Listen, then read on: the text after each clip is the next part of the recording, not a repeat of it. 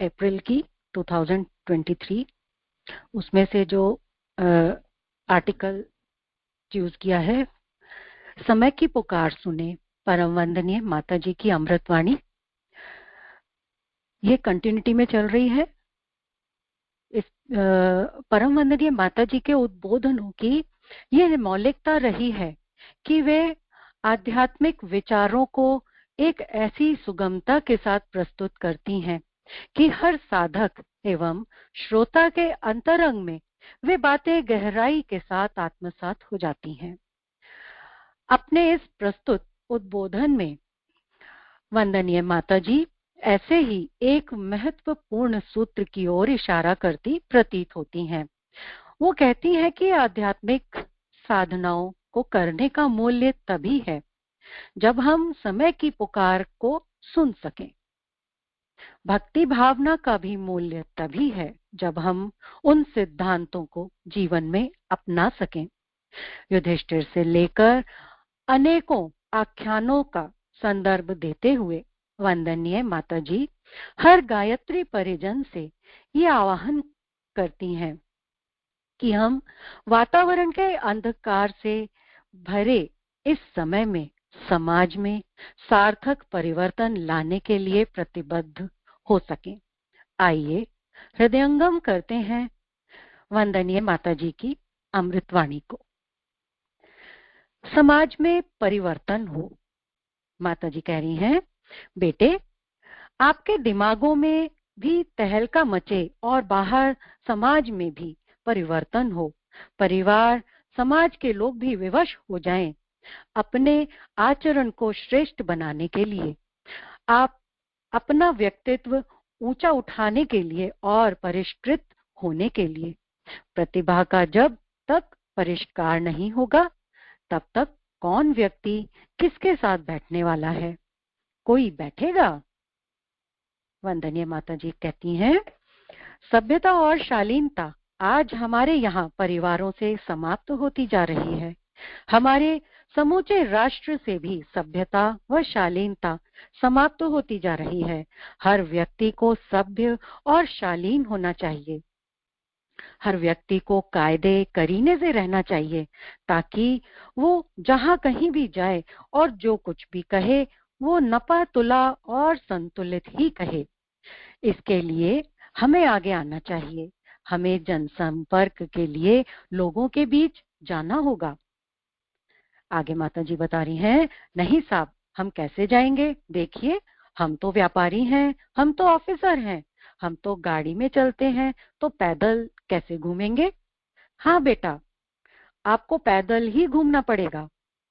ये वैसा ही समय है जैसा कि भगवान बुद्ध के समय में धर्मचक्र प्रवर्तन के लिए लोगों ने अपनी आहुतियां दी थी। आहुतियों का मतलब शरीर की आहुति नहीं।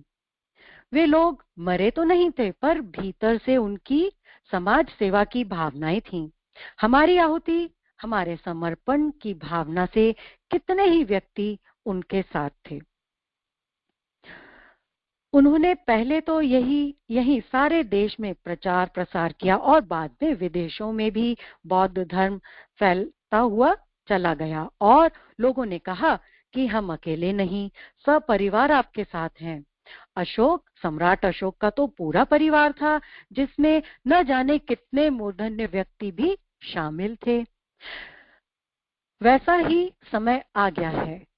गुरुदेव ने भी आपको पुकारा है और ये कहा है कि आप हमारे साथ कदम से कदम और कंधे से कंधा मिलाकर चलिए। राजी या बिना राजी गुरु कार्य करें। वंदनीय माता जी आगे कहती हैं, आप कहेंगे, माता जी ये क्या हुआ? हम तो कुछ ऐसी बातें सुनना चाहते थे जैसे कि स्वर्ग की बात, कुछ कहानियां, कुछ किस्से आदि। बेटे, कहानी किस्से तो तुमने इन सब से सुन लिए होंगे और मेरी भी एकाध कहानियां तो आपने सुन ही ली हैं। एकाध कहानी तो सुनी, पर इन कहानियों से कुछ भला होने वाला नहीं है। भला किसी का अनम्यूट हो गया है। भला उससे होने वाला जो तथ्यपूर्ण बात है और जो आपके गले उतर जाए, आपके व्यवहार में उतर जाए। आगे माता जी कह रही हैं, हम किस लिए आपका समय लगाएं? किसी न किसी कार्य में आपको लगाना ही पड़ता है, क्योंकि आप सुनते नहीं हैं। उधर कुछ इधर कान लगाए, कुछ उधर कान लगाए। खाली बैठने से तो कुछ करना अच्छा है, जिससे आप समय बर्बाद ना कर सकें। आगे माता जी बता रही हैं, हम यही कहेंगे कि अगर आपके गले उतर जाए तो 5 मिनट में ही कार्य समाप्त कर दें, और गले न उतरे तो हम आपके पीछे 1.5 घंटे पड़े रहेंगे, तो भी कम। 1.5 घंटे ही क्यों पड़े रहें? बेटे, अब तो हमने ये कहना शुरू कर दिया है कि या तो आप राजी से काबू में आ जाओ तो ठीक है, यदि राजी से काबू में नहीं आते हो तो आप गैर राजी से काबू में आओगे। गैर राजी जानते हैं कैसी होती है? आप सबको मालूम ही होगा। आप जब बच्चे थे और बात नहीं मानते थे तो माँ क्या करती थी, जरा बताना? एक इधर से और एक उधर से चपत लगा देती थी। यही करती थी ना? खैर, अब दाढ़ी मूछ वाले हो गए हो तो हमें वैसा कुछ नहीं करना। हमारी बात अलग है। हम नहीं रहेंगे तो फिर क्या करेंगे? फिर बनेंगे बेटे भूत। बेटे, अभी तो हमारी आवाज सुनने के लिए बड़े ललायत होते हो। अरे साहब, हम तो धन्य हो गए, आज माता जी आ गई तो आज का दिन बहुत अच्छा रहा। फिर फिर माता जी गुरु जी को देखकर भागे भागे फिरोगे। अरे साहब, घर में भूत आ गए, भागो। फिर जिधर जाएंगे बस उधर गुरु जी माता जी दिखाई पड़ेंगे। बेटे, जिधर करवट लेगा उधर को ही दिखेंगे, दाएं बाएं आगे पीछे चारों तरफ दिखेंगे। क्यों साहब? फिर तो हमें गंगा नहाना पड़ेगा। चाहे आप गंगा नहाना और चाहे जितने दान पुण्य करना, हम तो काबू में आने वाले नहीं। हम तो पक्के हैं। पक्के हैं तो हमारे ऊपर न गंगा जी का असर होता है और न बेटा कुछ और का असर होता है। हमारी दुनिया का ही हमारे ऊपर असर होता है और कुछ असर नहीं होता। अपने विचार ही असर करते हैं, तो फिर आपको डराया धमकाया जाएगा। इसलिए आप होशियार हो जाओ और पहले से ही अपनी मनस्थिति बनाओ कि आपको किधर जाना है। आगे माता जी कहती हैं, बेटे, इधर जाना है या उधर जाना है? जहां तक मैं समझती हूँ, आपको उधर नहीं जाना है, आपको इधर ही आना है। इधर का रास्ता साफ है, आप इसी पर चलिए। नहीं साहब, हमारी तो पत्नी नहीं मानती, हमारी तो फलानी नहीं मानती। बेटे, ये सारे के सारे बहाने तो अपना संकीर्ण मन कहता है। किसी को किसी ने कभी नहीं रोका और ना ही कोई रोक सकता है। मैं कहती हूँ कि अपनी पत्नी, आपकी पत्नी संत तुकाराम की पत्नी जैसी तो नहीं। संत तुकाराम की कहानी को मैं नहीं कह रही, पर एक बात बताती हूँ। माता जी आगे एक बात बता रही हैं, ध्यान से सुनिए। संत तुकाराम और उनकी पत्नी दोनों में पटरी नहीं खाती थी, दोनों में तालमेल नहीं था, लेकिन वो निभाते चले आ रहे थे। आपको मालूम है ना, संत तुकाराम जब एक ही गन्ना लेकर के आए तो उसने उनकी पीठ पर गन्ना दे मारा।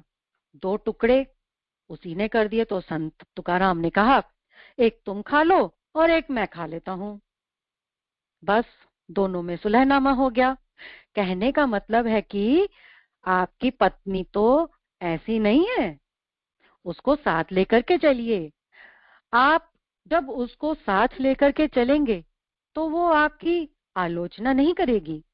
वो आपकी आलोचना तब करती है जब आप बच्चों को देखते नहीं हैं, मुंह उठाए घूम रहे हैं। उसको कैसे विश्वास आए कि आप अच्छे कार्य के लिए घूम रहे हैं या किसके लिए घूम रहे हैं? आगे माता जी बता रही हैं, मेरे गुरु मेरे भगवान। बेटे, उसे बताइए तो और उसे ये बतलाइए कि गुरुजी ने इतना बड़ा जो कार्य किया है उसमें माताजी ने कभी कोई रोड़ा नहीं अटकाया, बल्कि उनके कार्यों में हमेशा सहायक होती हुई चली गई। सारी गृहस्थी से लेकर के और सभी बाहर से आने जाने वालों की सारी व्यवस्था हमने की है। इस तरीके से आप सहयोगी बनिए और उनको भी सहयोगी बनाइए, ताकि उसका भी लाभ समाज और राष्ट्र उठा सके। आगे माताजी बता रही हैं, भगवान की भक्ति यदि सार्थक है तो वह समाज सेवा में ही निहित है। इसलिए आपको भी समाज सेवा करनी चाहिए। जितने भी संतों ने, ऋषियों ने और भक्तों ने अग्रणी कार्य किए हैं, हनुमान जी ने भी अग्रणी काम किया। ये जो मैं अभी आपको उदाहरण दे रही हूं, इन सभी ने वही कार्य किए जो समय की पुकार थी। हनुमान जी ने भगवान श्री राम का काम किया था। अब आपको भी राम का काम करना है। भगवान शब्द मैंने हटा दिया है, ताकि आप लोगों के मन में ये ना आ जाए कि माताजी कितना बड़ा भगवान शब्द कह रही हैं। मेरे लिए तो बेटा वो भगवान ही है। आपको तो मुझे मालूम नहीं कि आपके लिए भगवान है कि नहीं, पर मेरे लिए तो जरूर है। माताजी आगे बता रही हैं, बेटे मैंने अभी तक तो भगवान कहीं देखे नहीं। उपासना जरूर करते हैं, लेकिन कभी नहीं देखा। मुझसे गायत्री माता कभी बात करने नहीं आई। जो सुविधाएं और जो साधन अर्जित किए हैं, जो भी हैं, वह एक आत्मिक बंधन है। इसलिए मेरे लिए तो भगवान है। अब मैं नहीं समझती कि आपके लिए भगवान है कि नहीं, पर मेरे लिए तो भगवान ही है। देखो, मुझे उन्होंने अपने समतुल्य बना दिया। आप उनकी वही छवि मेरे अंदर देख सकते हैं और मेरी छवि गुरुजी के हृदय में देख सकते हैं। हम दोनों की छवि आप एक दूसरे में देख सकते हैं।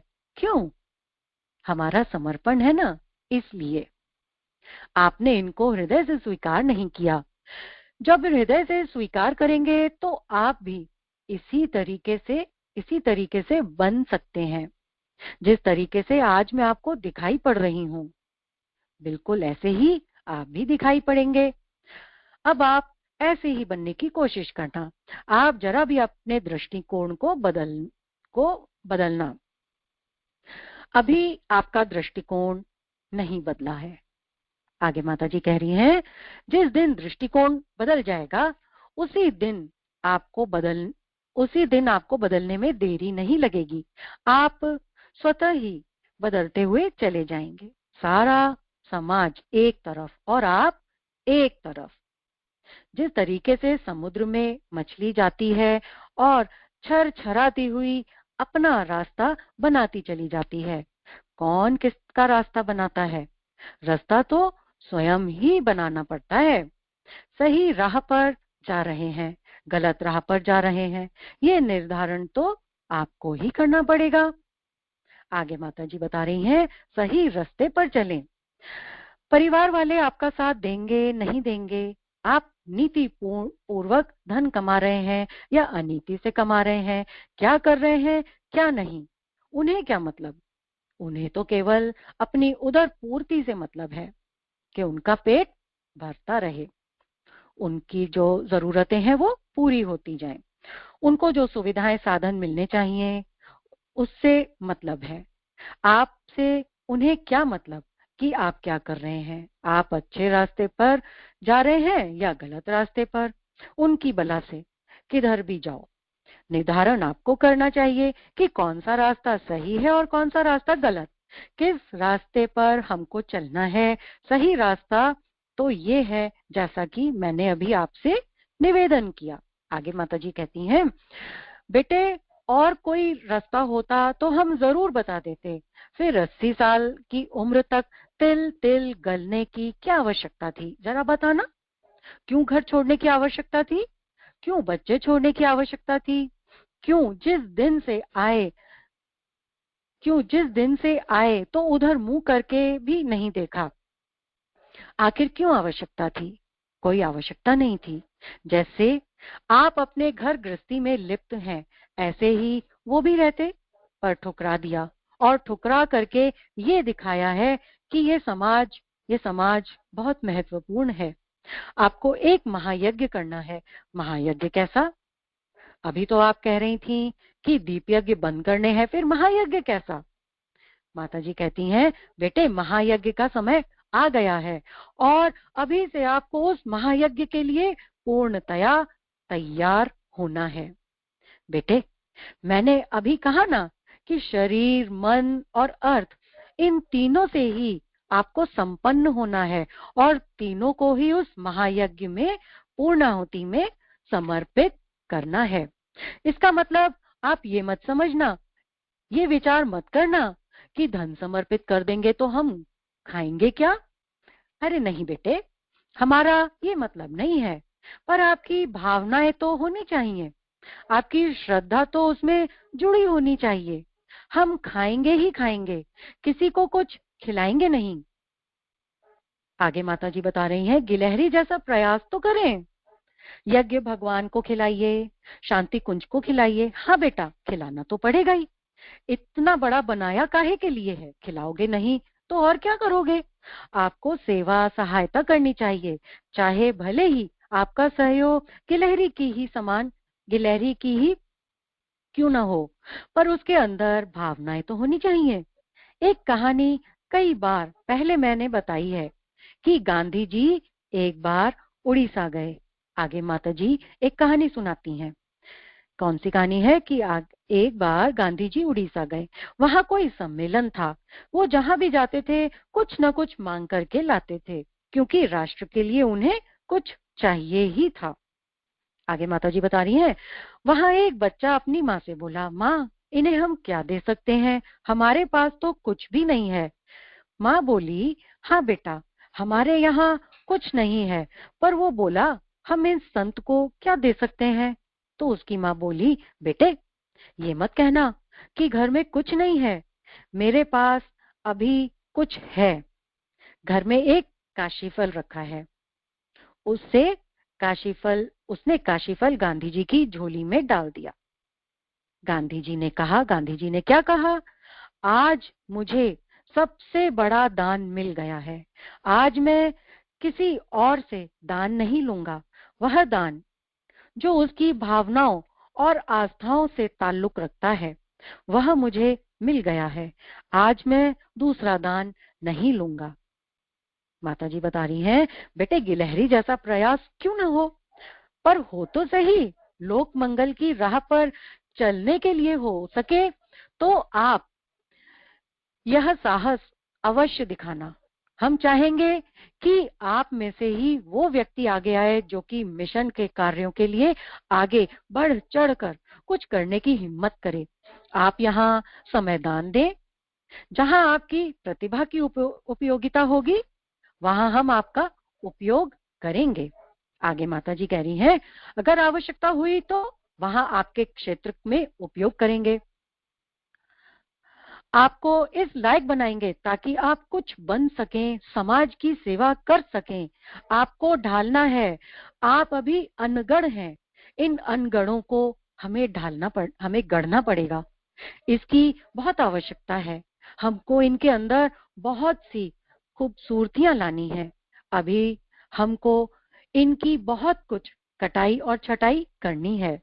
आगे माता जी कहती हैं, समय समय पर आप 9 दिवसीय सत्रों में, 1 महीने के प्रशिक्षण में आप आइए। आपकी पत्नी को लाइए। पढ़े लिखे अपनी योग्यता बढ़ाएं। बेटे, वजन बढ़ाने वाले लोग हमको नहीं चाहिए, जो केवल सोते रहें, खाते रहें, गंदगी करें और यहाँ वहां घूमते रहें। वे भी नहीं चाहिए जो जरा जीर्ण अवस्था में है, जिनके सिर हाथ पैर कांप रहे हैं। ऐसों के लिए हमें यहीं कफन काठी की तैयारी करनी पड़ेगी। हमें नहीं चाहिए। बेटे, हमको चाहिए जो जीवंत, प्रतिभा संपन्न व्यक्ति हैं। वे ही कुछ कार्य कर सकते हैं। जो भावनाशील हैं वे ही समाज को कुछ योगदान दे सकते हैं। आगे माता जी बता रही हैं, जिसके अंदर से श्रद्धा ही गायब हो गई वो क्या करेगा? वह तो मशीन है। एक दो रोज तक अपनी कला दिखाएगा, फिर उसकी पोल खुल जाएगी कि वो व्यक्ति कुछ नहीं करता, किसी काम का नहीं है, ये बेकार समय गंवाने वाला है। दृष्टिकोण का परिवर्तन करें। माता जी कह रही हैं आगे, ऐसा व्यक्ति हमको नहीं चाहिए। आप में से बहुतों की हमें इतनी जरूरत है बेटे कि हम क्या कहें। कोई कहता है कि हमारे इतने सारे बच्चे हो गए, हम थकते नहीं हैं, अभी हमें बहुत बच्चे पैदा करने हैं। आप लोग आइए, कुछ बनिए और आपके द्वारा दूसरे लोग भी बनते हुए चले जाएं। आपको अपने दृष्टिकोण को बदलना है, दृष्टिकोण का परिवर्तन करना है। आगे माता जी बता रही हैं, एक छोटी सी कहावत है जिसमें कहा है, किश्ती ने मोड़ा रुख तो किनारे बदल गए। यदि दृष्टिकोण को बदल दिया जाए तो व्यक्ति कुछ से कुछ हो जाता है। इतनी स्फूर्ति, साहस और हिम्मत उसके अंदर आ जाती है कि वो दूसरों से 1000 गुना कर्मठ मालूम पड़ता है। ऐसा लगता है कि बस अब तो ये न जाने क्या करेगा, किधर को जाएगा, जिधर को जाएगा उधर ही सफल होता चला जाएगा। आगे माता जी बता रही हैं, मानसिक विकृतियां दूर करें। बेटे, मैं थोड़ा सा कहकर अपनी बात समाप्त करूंगी। आपको इस दौड़ में आगे आगे दौड़ना है, महिलाओं को भी दौड़ना है। आप साप्ताहिक सत्संग करिए, सत्संगों के द्वारा अपनी बात कहिए, ताकि हर व्यक्ति का व्यक्तित्व ऊंचा उठता हुआ चला जाए। इसमें नर भी शामिल हों, नारी और बच्चे भी शामिल हों। दहेज से लेकर के अन्य विकृतियां जो समाज में कोढ़ के तरीके से फैली हुई हैं, उस कोढ़ को किसी न किसी तरीके से मिटाना ही है। जहां कहीं भी आपको ऐसा जान पड़ता हो कि ये हमारे सगे संबंधी हैं, उनके यहाँ मत जाइए। हमारे संबंधी हैं पर ऐसे आदमी जो मांगते हैं, उनके यहाँ हम क्यों जाएंगे? हम भिखारी हैं क्या? भिखारियों का हम नहीं खाएंगे। भिखारियों का खाएंगे तो हमारे ऊपर वही असर पड़ेगा जो उनमें है। हम भिखारी नहीं हैं, हम देने वालों में से हैं, लेने वालों में से नहीं है। आगे माता जी बता रही हैं, ये विचारधारा प्रत्येक जगह फैलानी चाहिए। समाज के मध्यम वर्ग से लेकर विशेष वर्ग तक, जहां कहीं भी बुराइयां हैं उन्हें हटाना, मिटाना है। सत प्रवृत्तियों के लिए आप जा रहे हैं तो झोला पुस्तकालय आपको चलाना ही है। ये संकल्प तो आप लेकर के जाएंगे ही। साथ में जो सामाजिक कुरीतियां हैं उनको हटाने के लिए भी आपके मन में बात आनी चाहिए। माता जी आगे कहती हैं, बेटे, आज विदाई के वक्त आपको भी लगेगा कि हम बिछड़ कर के जा रहे हैं, और हमें भी लगेगा कि हमारे बच्चे हमारे पास 9 दिन रहे और आज आंख से ओझल हो रहे हैं। यह मानकर चलना बेटे कि विदाई शरीरों की जरूर है, पर मन की विदाई नहीं है। शरीर को आपके कर्म क्षेत्र के लिए हमने ललकारा है, आह्वान किया है, तो शरीर को कर्म क्षेत्र में जाना ही है। माँ के पास कौन कौन कौन सा बच्चा बैठ सकता है? उनको तो बाहर जाना ही पड़ेगा और जाना ही चाहिए। आगे माता जी कहती हैं, आपके दुख, कष्ट और कठिनाइयों के बारे में हमने भले ही आपसे पूछा नहीं है, आपसे लिखवा कर जरूर लिया है। आपने कहा है या नहीं कहा है, हम आपसे पूछते भी रहे हैं। हम आपको आश्वासन दिलाते हैं कि जिस तरीके से एक वफादार गुरु, वफादार माता पिता अपनी जान की बाजी लगा करके अपने बच्चों को ऊंचा उठाते हैं, उसको हिम्मत दिलाते हैं, आपकी परिस्थितियां हमारी परिस्थितियां हैं। ये मत समझना कि आपको कोई दुख, कष्ट तो हमारे ऊपर असर नहीं पड़ेगा। ऐसा कैसे हो सकता है? आगे माता जी कहती हैं, बेटे हम उस कबूतर कबूतरी की तरह से तो नहीं है। एक कबूतर और एक कबूतरी थे। एक दिन एक बहेलिया भूखा प्यासा और पेड़ के नीचे लेट गया। कबूतरी और कबूतर दोनों विचार करने लगे कि अतिथि आज हमारे दरवाजे पर आया है, क्या ये भूखा ही चला जाएगा? उन्होंने कहा, नहीं, तो अतिथि हमारे यहाँ आया है, वो भूखा क्यों जाना चाहिए? तो क्या करें? उन्हें एक युक्ति समझ में आई। क्या युक्ति समझ में आई? आगे माता जी बता रही हैं, एक कहीं से जलती तीली लाया, एक ने घास फूस इकट्ठा किया और उसको जलाया, फिर दोनों उसमें भस्म हो गए। बहेलिया उठा तो उसने अपने भाग्य को सराहा और कहा कि भगवान, आज तूने मेरी भूख मिटा दी। मैं कितने दिन का भूखा था। बेटे हम हम उस कबूतर कबूतरी की तरीके से तो नहीं है कि भस्म हो, और न ही आप बहेलियां हैं। पर हम आपको विश्वास दिलाते हैं कि जब तक हम जिंदा हैं और नहीं भी रहेंगे जिंदा, तो हमारी जीवात्मा तो रहेगी।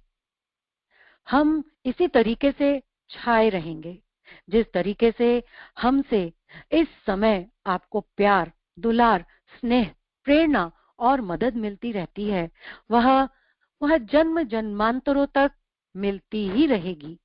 बस इन्हीं शब्दों के साथ मैं अपनी बात यहीं खत्म करती हूँ। ओम शांति। परम वंदनीय माता जी के चरणों में श्रद्धा पूर्वक नमन है। आगे